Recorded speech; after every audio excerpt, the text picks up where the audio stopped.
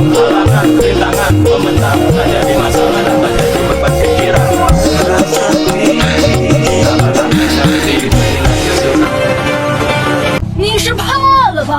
Halo, assalamualaikum teman-teman. Jumpa lagi dengan saya Ilham Haris. Selamat datang di channel Promote Series. Gimana kabar kalian?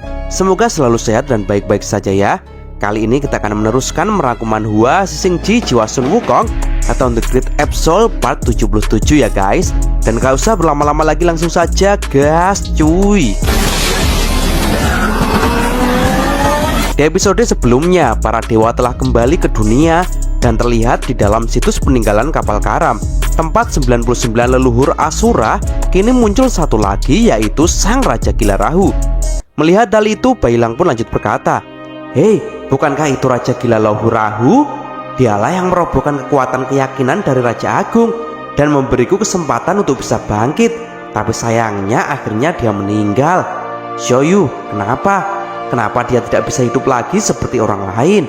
Xiaoyu pun menjawab, "Dia sendiri yang menolak. Sayang sekali, aku tidak bisa menahannya dalam pengejaran Raja Gila mencari tantangannya. Sedangkan partnernya yang terbaik, tidak ada yang melebihi di tempat kuburan 99 leluhur kapal karam Asura. Saat ini, dia telah menjadi lautan pohon sekaligus seorang anggota kapal hantu. Di sini ada sebuah akhir, tapi di sana terdapat tantangan tanpa akhir. Peluang tak terbatas untuk membuat seseorang menjadi lebih kuat lagi." Bailang pun lalu balas berkata, "Berarti sekarang dia adalah salah satu anggota dari hantu ya?" Tidak, yang benar, saat ini menjadi 100 hantu dong." Dan kini Sang Raja Gila pun menatap tajam ke arah Suma dengan api tempur yang berkobar mengelilingi tubuhnya.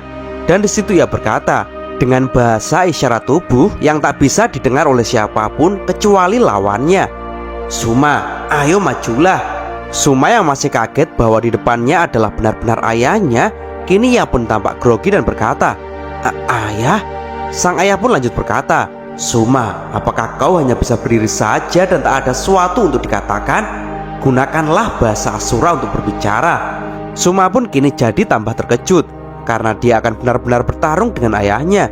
Ia pun lalu menunduk dan berkata, "Ya, ada yang ingin kukatakan. Ayah, aku datang." Seketika Suma pun mulai melompat. "Mohon pencerahannya," ucapnya lagi sambil bersiap menyerang ayahnya.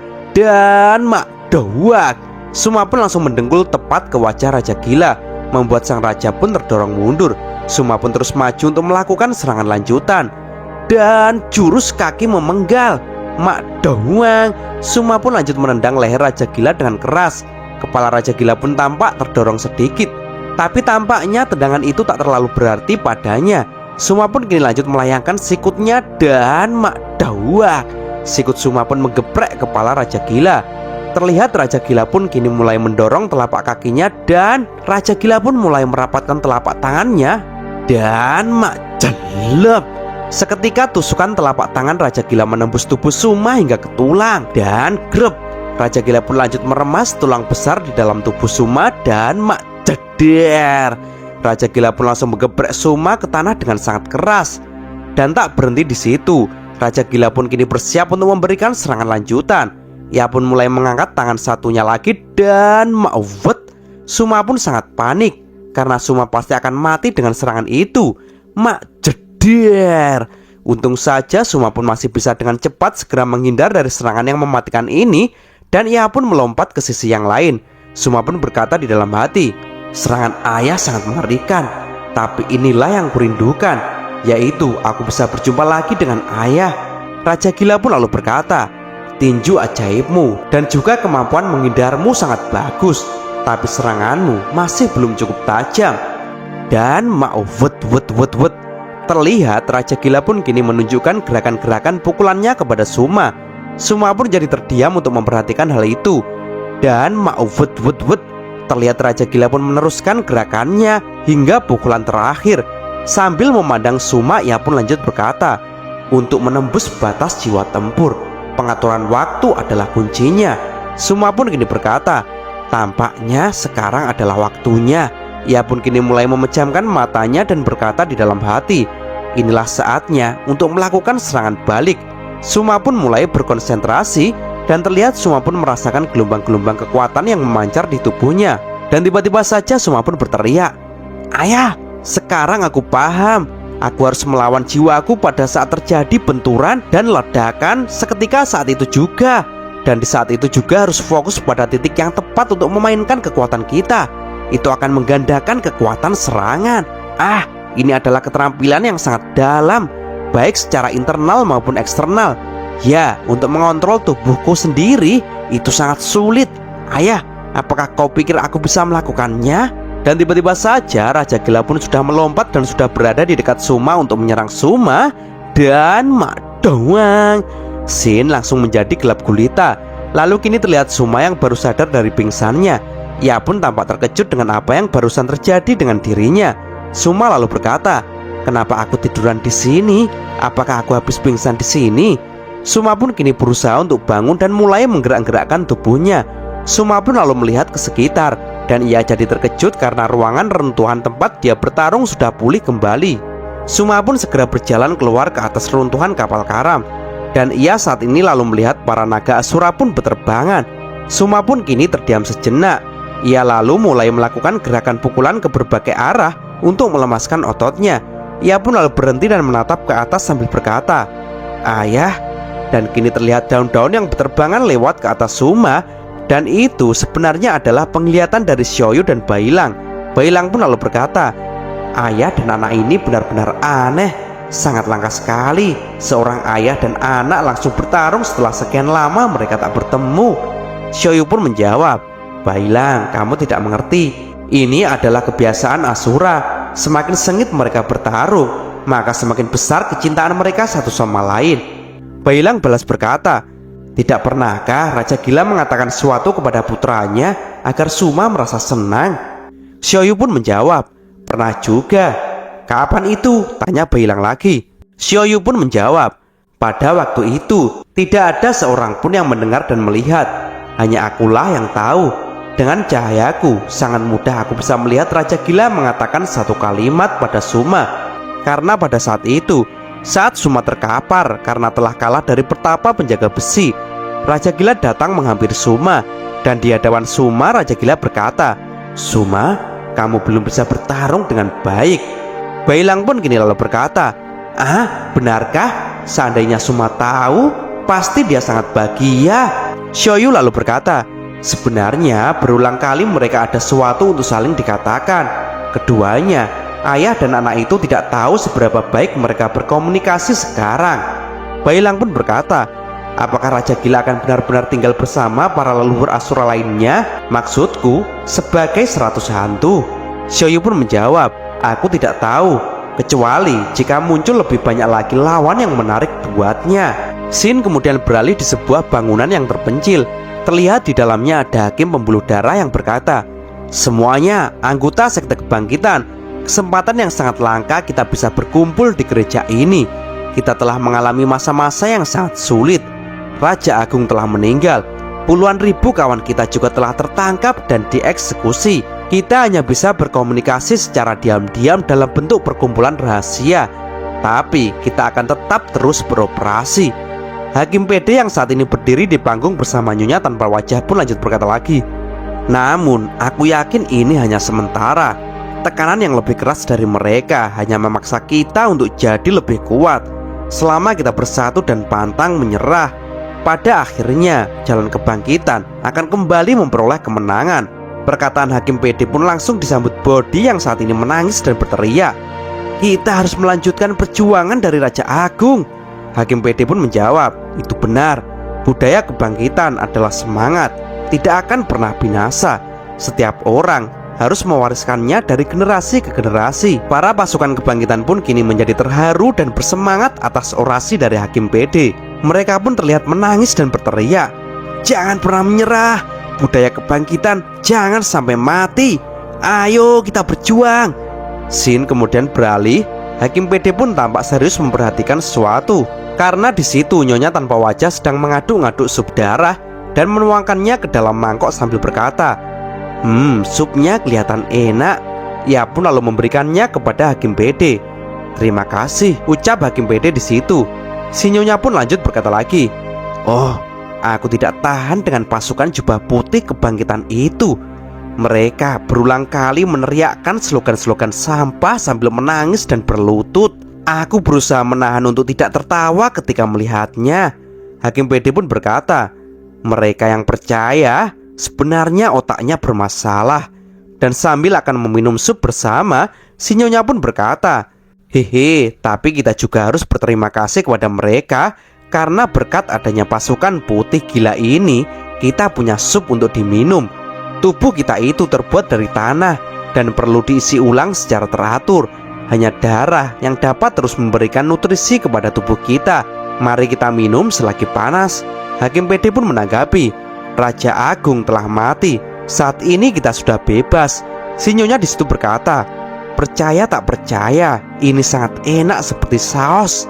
Dan terlihat di mangkok yang besar itu terdapat potongan-potongan manusia. Hakim PD pun lanjut berkata, namun demi masa depan, kita harus terus mengelola sekte kebangkitan ini untuk mendapatkan sumber darah yang stabil. Karena inilah cara yang tepat untuk melakukannya. Si Nyonya pun balas berkata, Hakim pembuluh darah, Anda benar-benar sangat mengerti. Hakim PD pun lanjut berkata, Nyonya tanpa wajah, jangan khawatir, kamu juga akan bersenang-senang. Aku akan menjagamu dengan baik. Si Nyonya pun menjawab, saudaraku, seperti yang kau katakan, aku sangat senang. Tetapi ingatlah, di meja ini hanya ada satu sup di dalam satu panci. Kurang enak rasanya kalau harus berbagi. Seketika terlihat jari telunjuk Nyonya pun mengeluarkan kuku panjang dan tajam. Dan ia pun dengan cepat langsung menyabetkannya ke leher Hakim PD. Kau juga setuju kan? Ucapnya lagi. Mata Hakim PD pun kini menjadi melotot karena tiba-tiba saja lehernya tertebas oleh kuku si Nyonya. Dan bruk, tubuh Hakim PD pun langsung ambruk dengan kepala yang sudah terpenggal. Dan di depan tubuh Hakim PD yang sudah terpenggal, si Nyonya pun berkata, hei saudara Hakim pembuluh darah, jangan salahkan aku ya. Ini demi masa depanku yang bebas dan kehidupan yang bahagia. Sambil menjilat jarinya, si Nyonya pun berkata lagi, kamu telah menghilang, aku jadi merasa nyaman. Lagi pula kita tidak benar-benar percaya satu sama lain, bukan? Bayi di samping Nyonya pun hanya berkata lirih, hah? Si Nyonya pun lalu mulai berjalan meninggalkan meja kelam itu sambil berkata, orang yang percaya kemudian memberikan dedikasi, hehe, tetap saja yang dipikirkan hanyalah diri sendiri. Dan tiba-tiba saja, maksrak, bruk bruk bruk, tangan si Nyonya pun tiba-tiba putus guys, disusul dengan kakinya yang juga putus. Dan seketika badannya pun kini ambruk di lantai. Wajahnya pun tampak sangat syok dengan apa yang terjadi. Ia pun berkata di dalam hati, bagaimana bisa tangan dan kakiku bisa terpotong seperti ini? Ia pun lalu menoleh ke belakang dan betapa kagetnya dia karena di belakang kini Hakim PD masih bisa berdiri walaupun tanpa kepala. Dan ia berkata, hei tanpa wajah, kamu salah. Aku sangat percaya padamu, tapi aku tidak senang kau mengecewakanku. Nyonya pun sangat kaget dan berkata, saudara pembuluh darah, kamu? Dan kini dari leher Hakim PD pun terlihat ada 3 mata yang akan keluar. Dan di situ ia berkata, sekarang sudah sampai pada titik ini, aku harus membiarkanmu melihat wajah asliku. Dan wah, seketika terlihat sosok monster yang sangat buruk rupa dengan mata 3 serta mulut dengan gigi lancip yang menghadap ke atas. Dan wajahnya sangat tak beraturan. Hakim PD pun lanjut berkata, hei tanpa wajah, apa kau sudah melihatnya? Ya, inilah wujud asliku. aku mempunyai kelainan sejak lahir. Wajahku sangat menakutkan. Tubuhku juga sangat aneh. Semuanya takut padaku, termasuk orang tuaku. Semuanya menginginkan aku untuk pergi, tapi aku masih berusaha untuk bertahan hidup. Sejak lahir di dunia, aku tak menginginkan semua ini terjadi padaku. Dan terlihat saat itu pembuluh darah diasingkan oleh para penduduk, dan ia mencari tempat di jalanan untuk bertahan hidup. Hingga akhirnya beberapa orang pun menghampiri pembuluh darah dengan membawa obor dan senjata. Mereka berteriak, hei, monster sialan itu ada di sini. Jelas saja itu membuat pembuluh darah pun ketakutan dan berkata, tidak, aku tidak pernah menyakiti orang. Jangan lakukan ini padaku. Dan dawak cerot, orang-orang itu pun kini langsung memukuli pembuluh darah tanpa ampun. Bunuh dia, hajar dia. Dan hal itu membuat pembuluh darah tewas seketika. Dan setelah tewas, pembuluh darah pun masuk ke dalam dasar jurang neraka. Di dasar neraka itu, pembuluh darah bertemu dengan Raja Agung. Di situ ia pun berkata kepada Raja Agung, "Raja Agung, kecuali tubuhku yang mengerikan ini, aku tidak pernah melakukan dosa dan menyakiti orang lain.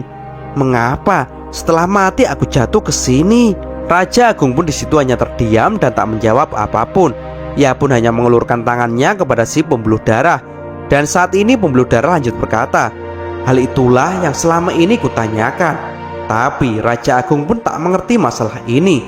Ataukah hanya karena aku begitu jelek, dosaku tak bisa dimaafkan?" Hingga akhirnya Raja Agung memberikan kesimpulan bahwa kesalahan utamaku adalah kebingungan. Aku merasa tidak layak berada di sampingnya, tapi aku selalu mendapat perhatian yang serius darinya. Dibandingkan yang lain, dia lebih banyak berbagi denganku. Dia menunjukku sebagai murid yang utama. Dan demi kenyamanan orang-orang yang berada di dekat guru, aku lalu menyembunyikan diriku dan menampilkan wajah yang normal. Wuyan, apa sekarang aku membuatmu takut? Aku sekarang telah berterus terang kepadamu. Nyonya tanpa wajah yang ketakutan pun menjawab, "Tidak, saudara pembuluh darah, mohon maafkan aku." Pembuluh darah pun lalu menjawab, Tentu saja aku akan memaafkanmu. Ia pun lalu mulai memegang kepala si nyonya dan berkata, Lihatlah, aku akan menjagamu selamanya. Dan keret, tangan dari monster mengerikan itu pun mulai menekan kepala si nyonya dengan keras. Dan kini terlihat Hakim PD pun mengepas-ngepaskan kepalanya, yang saat ini ia telah memakai kepala bapak-bapak melipis lagi. Ia lalu berkata, "Menilai orang dari penampilannya adalah fitrah manusia. Aku mengerti dengan baik. Masih saja seperti ini, semua orang selalu membanding-bandingkannya." Hakim PD pun lalu mulai menyendok supnya. Ia lalu menyuapkan kepada seorang di depannya sambil berkata, "Hei nyonya tanpa wajah, minumlah, hati-hati." Terlihat Hakim PD pun menyuapi kulit wajah si nyonya yang ditempelkan pada boneka jerami. Ia di situ berkata, "Sekalipun hanya sepotong kulit juga membutuhkan darah." Hakim PD pun melirik bayi si nyonya yang saat ini sedang ngoceh sendiri sambil berkata, "Tunggu sebentar nak, biarkan ibu makan kenyang dulu." Dan terlihat walaupun yang tersisa dari si nyonya hanyalah kulit wajahnya yang menempel di boneka jerami, terdengar ia di situ menangis sambil berkata, Kakak pembuluh darah, aku tahu aku salah." Hakim PD pun lanjut berkata, "Apa yang kamu tangisi? Sudahlah, kali ini supnya enak bukan? Aku telah menaruh lebih banyak tulang dan memasaknya hingga matang. Dan juga ada beberapa rempah-rempah baru. Semua yang mencobanya pasti ingin nambah lagi."